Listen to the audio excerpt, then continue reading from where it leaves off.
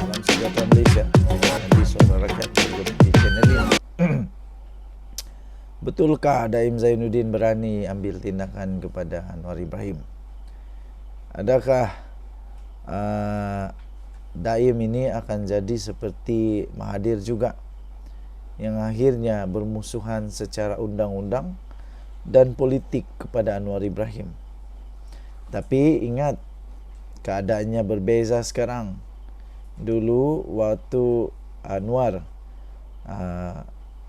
terkena dengan mereka ini, dengan Tun Mahathir dan Daim Zainuddin, pada waktu itu harus diingat bahawa Tun Mahathir Perdana Menteri, lepas tu Anwar Ibrahim waktu itu dia jadi orang di bawah Mahathir saja. Tapi harus Daim ingat sekarang, Tun Daim kena sedar dan ingat sekarang bahawa yang jadi Perdana Menteri sekarang ini bukan Mahathir. Yang pegang kad, yang pegang kelebihan sekarang ini bukan Mahathir dan bukan Tun Daim, tapi adalah Anwar Ibrahim. Dan sekarang ini pula yang ada akses kepada dokumen-dokumen kerajaan yang rasmi, yang senang untuk dapat akses, adalah Anwar Ibrahim. Apa yang dilakukan oleh Anwar Ibrahim ini bukan untuk menyerang politik pada pendapat saya, tapi ini kerana supaya tidak ada lagi berlaku seperti ini.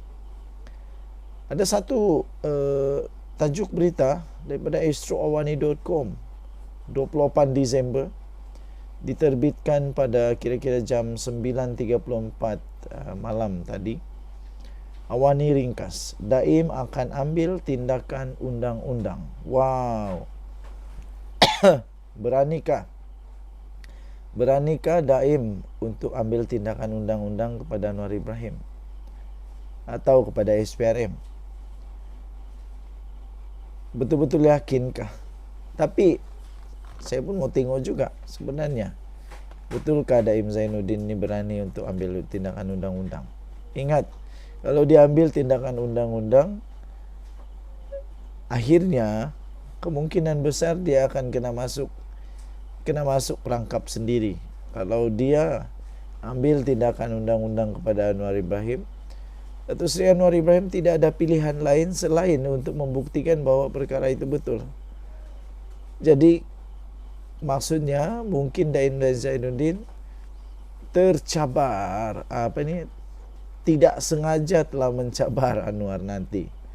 Jadi sebenarnya langkah Daim Zainuddin akan mengambil tindakan undang-undang ini ada pro dan kontranya.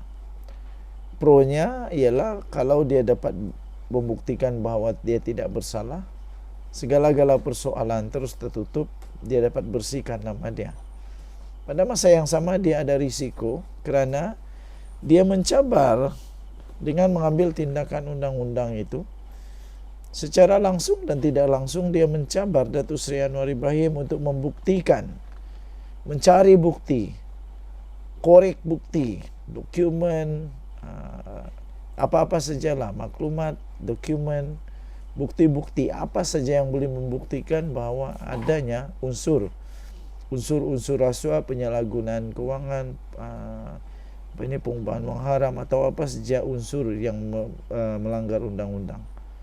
Jadi adakah Daim Zainuddin akan mengambil tindakan kepada Anwar Ibrahim? Belum tahu lagi. Tapi menurut apa yang saya baca setakat ini, kenyataan media daripada Tun Daim kata dia sudah berbincang, sudah ada perbincangan dengan peguamnya lah. Jadi tidak tahulah apa perbincangan peguam dia dengan dia, ada mau ambil tindakan undang-undang atau apa. Tapi setakat ini saya lihat belum ada keperluan untuk Daim Zainuddin mau ambil tindakan undang-undang. Kalau dia ambil tindakan undang-undang pun belum tentu itu kebaikan, membawa kebaikan kepada dia. Kemungkinan membawa lebih banyak masalah kepada dia. Jadi apa-apa pun itu hak Daim Zainuddin di Malaysia. Dia boleh buat tindakan undang-undang kepada Anwar Ibrahim atau SPRM kalau dia mau. Dipersilakan, tidak masalah agaknya, sebab semuanya dalam kawalan undang-undang negara Malaysia. Apapun yang terbaik, kita doakan untuk semua pihak. Denyut nadi suara rakyat bergema di channel ini. Kita jumpa lagi. Bye. Salam sejahtera Malaysia. Salam sejahtera Malaysia. Selamat tahun baru. Bakal menjelma tak lama lagi. 2023 bukan lagi tahun untuk jerung rasuah terlepas. BH online 28 Disember. Keputusan Mahkamah Tinggi melepaskan tanpa bebas Datuk Seri Dr. Ahmad Zahid Hamidi atas 47 pertuduhan berkaitan dana Yayasan Akal Budi 4 September lalu menjadi antara kes rasuah paling menarik perhatian umum pada tahun ini. Kes Presiden UMNO berkaitan tuduhan pecah amanah, rasuah dan pengubahan wang haram antara sorotan utama sejak tahun lalu malah dijadikan modal dalam pilihan raya umum ke-15 PRU15. Namun Timbalan Pendakwa Rakyat Datuk Muhammad Dusuki Mokhtar memaklumkan Jabatan Peguam Negara ingin memberhentikan semua prosiding terhadap Ahmad Zahid sekaligus menamatkan perbicaraan bermula 18 November 2019 yang mengambil masa 77 hari. Keterangan daripada 99 saksi pendakwaan dan 15 saksi pembelaan. Tidak kurang menarik perhatian adalah kes menantu bekas Perdana Menteri Tan Sri Muhyiddin Yassin iaitu Datuk Sri Muhammad Adlan Berhan yang sampai kini masih gagal memberi kerjasama baik dengan Suruhanjaya Pencegahan Rasuah Malaysia SPRM. Muhammad Adlan dan Peguam Mansur Saad 69 tahun dikehendaki tampil ke SPRM bagi tujuan pendakwaan kes rasuah dan penyelewengan berhubung projek bernilai 10 juta ringgit berkaitan pendaftaran, pengambilan serta penyimpanan biometrik pekerja asing. Kehilangan Muhammad Adlan dan Mansur sejak Mei yang lalu memaksa SPRM bekerjasama dengan polis untuk menyenaraikan mereka dalam notis merah polis antarabangsa atau Interpol. Imej bekas Menteri Pendidikan pula iaitu Datuk Dr. Razi Jidin turut tercalar apabila dua individu termasuk bekas setiausaha politiknya ditahan SPRM bagi membantu siasatan penyelewengan projek kementerian bernilai RM80 juta, membabitkan percetakan buku JKAF untuk prasekolah secara rundingan terus. Ketua Pusurujaya SPRM Tan Sri Azam Baki kemudiannya mengesahkan Razi akan dipanggil. Program insentif pengambilan pekerja dan bantuan latihan atau Penjana Kerjaya turut dicemari skandal rasuah apabila puluhan individu ditahan membabitkan kesalahan tuntutan palsu.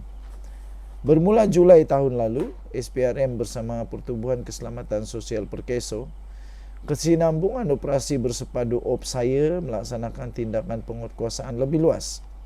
Melalui Opsaya 2.0, SPRM menahan 63 individu dengan nilai tuntutan palsu hingga kini dilaporkan lebih 63 juta. Turut mencuri perhatian pada 2023 ialah dakwaan memberi kontrak gentian optik bernilai 214 juta kepada syarikat yang dikaitkan dengan bekas Perdana Menteri Tun Dr. Mahathir Mohamad.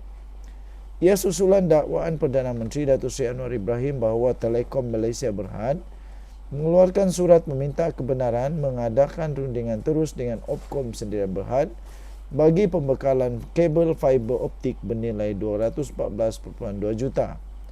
Perdana Menteri mendedahkan surat berkenaan dikeluarkan kepada Kementerian Keuangan pada 15 September 2003 ketika Dr. Mahathir menjadi Perdana Menteri dan Menteri Keuangan. Manakala anak ketiganya Datuk Seri Mukris Mahathir adalah pengarah Opkom.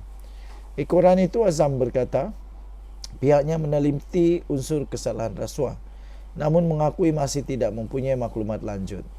Turut hangat adalah apabila SPRM membuka kertas siasatan membabitkan aduan dakwaan Perikatan Nasional PN menerima dana wang judi ketika PR15, tetapi pada Mei lalu Menteri di Jabatan Perdana Menteri Undang-Undang dan Reformasi Institusi iaitu Datuk Seri Azalin Osman Said maklumkan siasatan SPRM tidak dapat membuktikannya. Pada 18 Julai lalu, siasatan SPRM berhubung kecurian mineral unsur nadir bumi RII dijalankan secara haram di Kedah yang mengakibatkan kerajaan rugi turut mengejutkan ramai.